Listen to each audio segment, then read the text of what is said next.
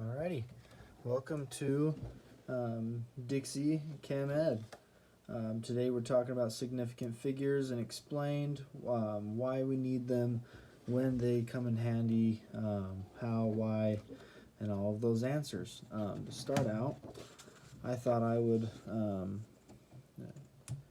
draw out why this is why they're needed. So say we have two scales, and forgive my artistic skills, they're not what they should be. So say we have a beaker and it's filled with some stuff and it weighs 12.22 grams, right? So that gives us four significant figures, right? And then say we take that same beaker, we bring it over here, and we've got a lot nicer scale. It's got the digital thing, it's got the glass surrounding it to prevent changes in airflow around it. And this one, we weigh the same beaker, and it weighs 12.2234. The same, and that's in grams as well. The same object, that same little beaker with the same amount of stuff, we can see weighs a different amount, right?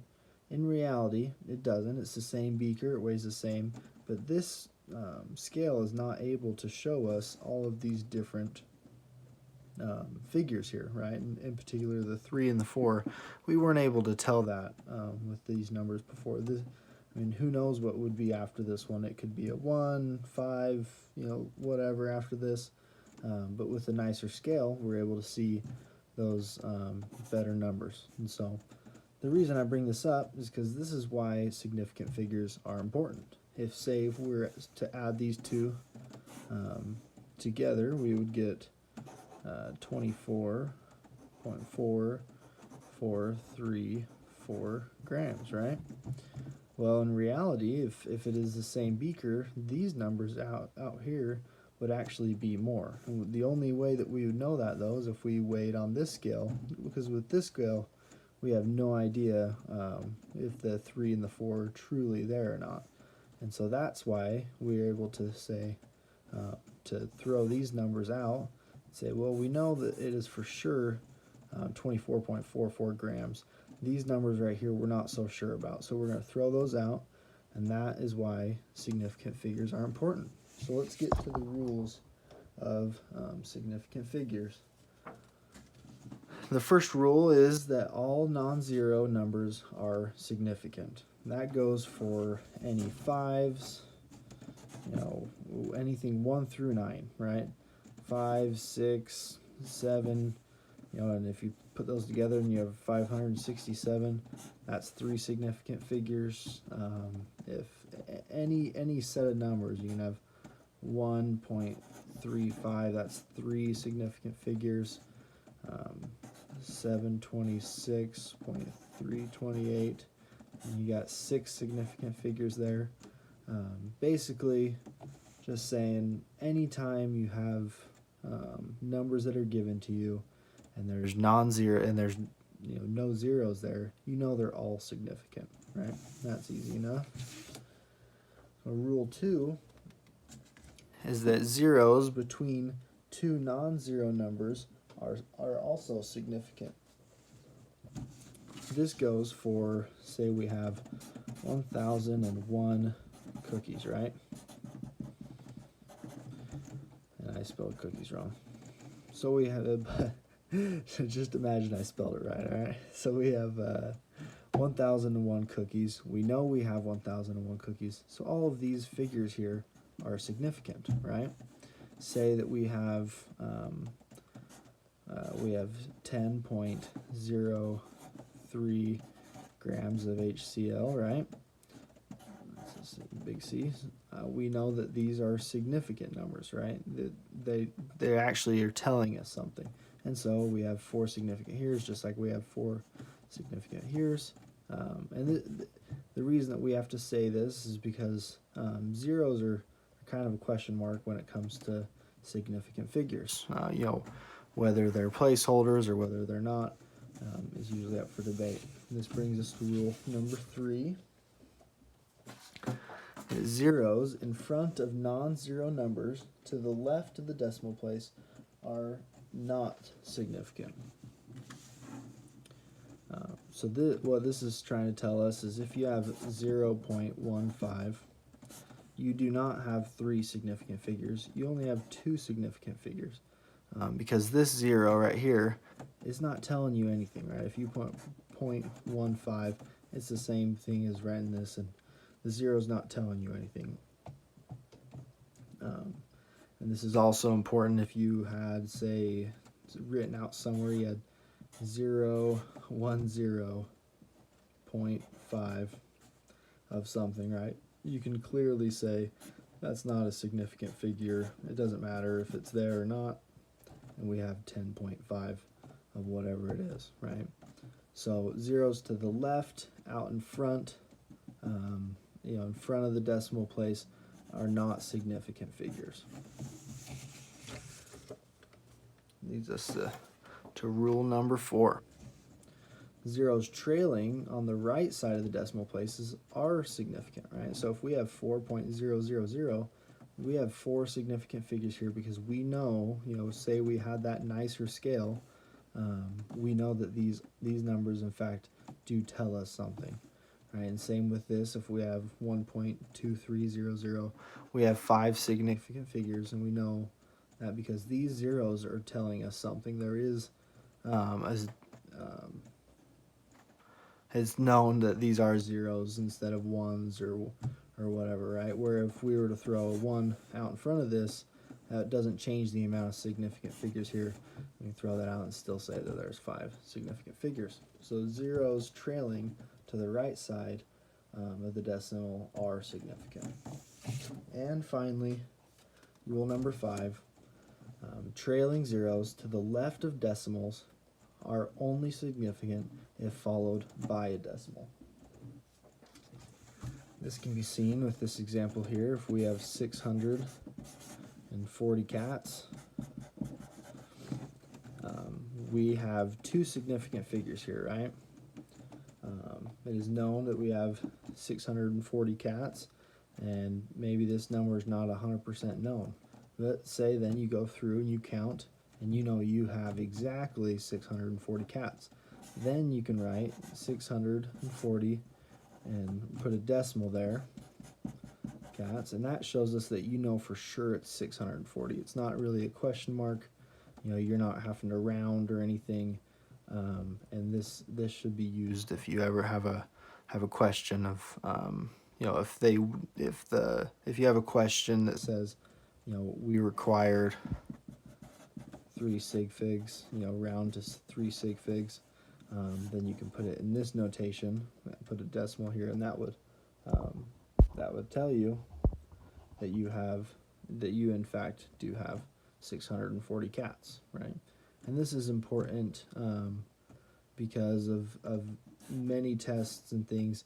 Professors will throw in and say, I want this many significant figures or this many significant figures, regardless of the rules, right? And I'm going to go through the rules here in a second, but some of them just only want 2 or 3 or 4 significant figures for whatever problem it is that they're doing. Another way that you can write this is if, say, they want 3 significant figures, is that you could write 6.40 times 10, and then to the second cats, right? Put it in scientific notation, and this way it lets you know that there are for sure 3 significant figures there. So scientific notation is a great way to get around having to have an awkward decimal just sitting there, and sometimes, say, a professor doesn't see the decimal. This is the safest way to write these type of answers down. So anyways, and that is the last major rule. Now we will look at rules as far as what do we do when we're actually playing with numbers, we're adding, we're subtracting. Here are the rules for that. So for addition or subtraction, we round to the fewest decimal place present. So if you have 2 numbers, say you have 12.5 plus 5.23, this is going to be equal to 18.73. What is actually significant? We have 3 significant figures here. We have 3 significant figures here. But looking back at our rule, we round to the fewest decimal place. Right, so we only have 1 decimal place here. And right here we have 2. So we're going to round to the nearest 1 decimal place, making this equal to 18.7. And that would be correct as far as significant figures go. And to do another problem just for practice, if you have 35.0, once again this is 3 significant figures because that 0 is to the right of the decimal mark, and that is subtracted by 7, just straight up 7, then that would be equal to 20. Oh, here comes my great math, right? Here's 28.0, right? And since there wasn't a decimal place here, we're going to go, and this one has 1 after the decimal place here, and this one has 0 after the decimal place here. Because of that, we're going to round to the nearest 0, and we'll throw that out. This will be equal to 28, and that will be correct significant figures for addition and for subtraction. So, on to multiplication. This, in my opinion, is the easiest rule as far as these go, is that with multiplication or division, you just round to the fewest significant figures. In this example, you have 540 times 12.5. You have 2 significant figures here. You have 3 here. You round down to 2 significant figures, right? And for another example, if you have 5.356 times 200, that is equal to, I'll pull out my calculator just in case.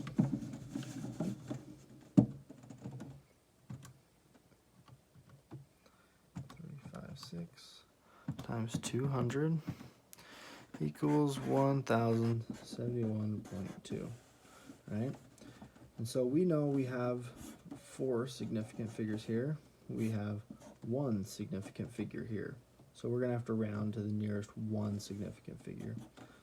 Because this 200 is an uncertain 200, we cannot be sure what this really is over here, right? So this is going to be rounded to 1,000 to give us 1 significant figure. One more example for you. We'll do 52.1 times 26.53. This is equal to 5. Oh, my things are sliding off here. 52.1 times 26.53 is equal to 1,382.213. And so the mathematician in all of us would want to say, well, this is the most accurate number, right? It's given us the most amount of figures. We know exactly what's going on here. But if we're publishing in a paper, we've gotten these numbers from measurements, right? We know we have 3 significant figures here. We have 4 significant figures here. So we're going to round down to 3 significant figures here. So you can either write this as 100, 3,800. And then you would not put a decimal place there, so it would just be that. Or you could write this in scientific notation and put 1.38 times 10, and then once again you just move the decimal place, times 10 to the third, right? And that would give you the same 3 significant figures, because your lowest amount of significant figures here is the one that you should end up when multiplying or dividing. So, and these rules will be ingrained in your brain the more you practice them. They're going to show up on definitely most of your tests, especially through Gen Chem. And so it is important that you practice some of these problems on your own. And there's plenty of practice things either online or in your books that you guys can look to do. And then one more thing that we will go over in this video is the logs and anti-logs, right? And this one can be kind of a harder rule, so I thought we'd go over it in a little bit better depth here. So if we have either logs and pH calculations, especially in Gen Chem, you're going to be calculating the pH of different solutions. What's going to happen is when doing the log, you will take the number of significant figures that you're taking the log of is going to be equal to the number of decimal places in the answer, right? So say you're taking the log of 2.50. All right, we have 3 significant figures here. And this will be equal to, I'll take out my calculator, we will do the log of 2.50, which is equal to 0.397940009. Right? Since we have 3 significant figures here, we will take the 3 decimal places. This is where it gets a little tricky, is because, you know, with multiplication stuff, 3 sigs means 3 sigs, right? And in this case, it is 3 significant figures. But say this was a 1 or whatever, it doesn't matter. You take the 3 decimal places back. So you take this, and your answer is really, you know, disregarding the rest of this, would be 0.397. And then for the anti-log, it is just the opposite of what went on here. So you have, if it's 10 to the x, right? You take the number of decimal places that you have, and that is equal to the amount of significant figures that you will have in the end. So with this same, we'll just take this same problem. If you take 10 to the 0.397, that is going to be equal, and I'll even put it in the calculator just to make sure, 0.397 is equal to 2.494594727, right? And we got all this going on here. But because we know we have 3 decimal places here, we're going to only take 3 of the significant figures, right? Which is going to be equal to, you know, and I made a mistake up here, and this is why this number is ending up this way. When I rounded this, I should have taken this 9 to the 7, and this would actually be an 8. And if this was an 8, then this would be a 2.45. And so ignore this. Well, I'm going to just put it back in here the way it should be. 0.398, which is equal to 2.500345562. And because we have 3 decimal places here, we will take 3 significant figures here, equaling 2.50. So, all in all, the logs and the pH calculations are really the hardest ones that you'll probably have to deal with in Gen Chem. And just remember that anytime you're doing it, the number of significant figures and the number that you're taking the log of is equal to the number of decimal places in your answer, right? And so as long as you can remember that, and then just remember the opposite for the anti-log, you'll be just fine. So thank you for watching the video. If you have any comments or suggestions for future videos, please let me know. We are open to suggestions, and we're a new channel, just starting, just out here trying to help students from Dixie State. I myself am a student from Dixie State, and so I have had experience with most of the professors here. So if you have any questions or concerns, let me know, and I am more than willing to help and put out any information that you guys need in order to excel in chemistry here at Dixie State. So, and at any other university for that fact. But please leave a comment. Let me know what you liked, what you didn't like. I imagine this channel probably won't have a ton of people coming through, a ton of traffic for quite a time. But as we build on and as we get some more videos on there, let me know, what you guys like, what you guys don't like, and we'll try to adjust that for you guys. Because this channel is not for me or for the college. It is for you guys. So, thank you for watching. Have a great day.